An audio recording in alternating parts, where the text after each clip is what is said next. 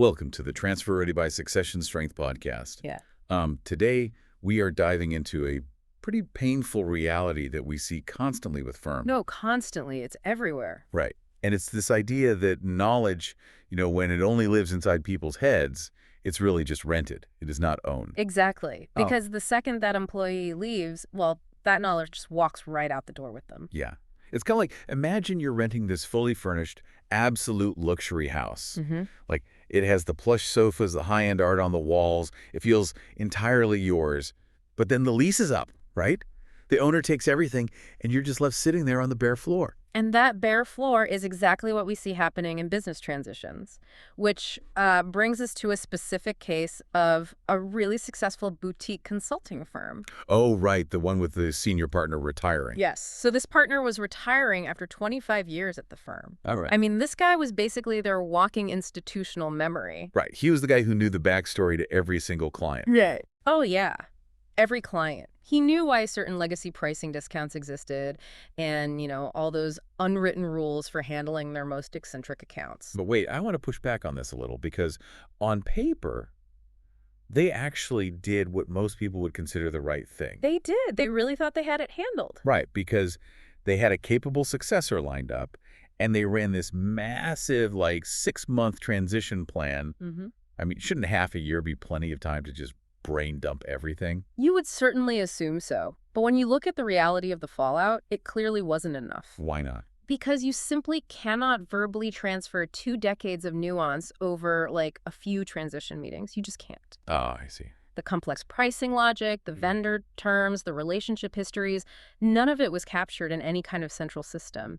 So because there were no systems to retain the knowledge, regardless of who held it, the new team was flying blind. So it was purely rented knowledge. Exactly. And the second his retirement party ended, poof, all that rented knowledge just vanished. Wow.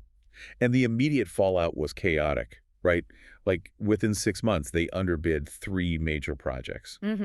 Losing significant margin right off the bat simply because the successor didn't know the historical pricing levers. That's brutal. And it didn't even stop at margins. A key client complaint escalated really rapidly. Right, because the new team had zero historical context to resolve it smoothly. The successor was making decisions that completely contradicted years of strategic alignment. Basically repeating old mistakes. Yep.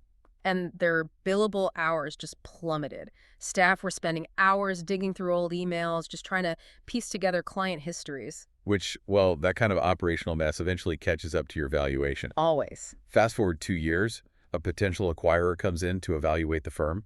And this is where we see exactly how buyers look at knowledge continuity. And it is a brutal evaluation because buyers don't just look at past revenue, Yeah. They are actively modeling future risk. So when this acquirer looked under the hood, they flagged this massive gaping hole.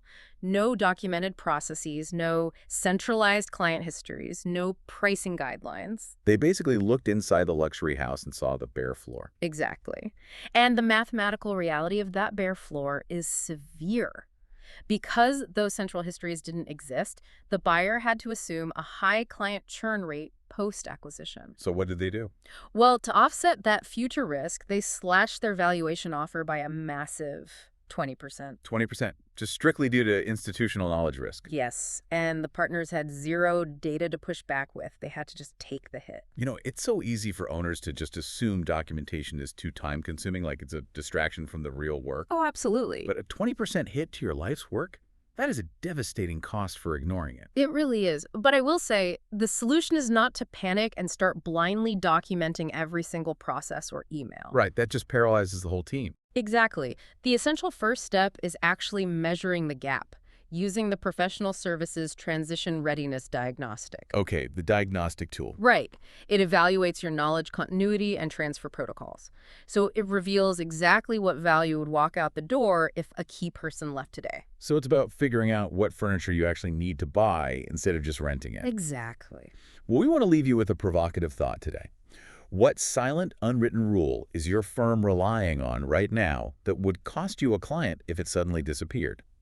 Visit successionstrength.com or email info@successionstrength.com to assess your knowledge risk.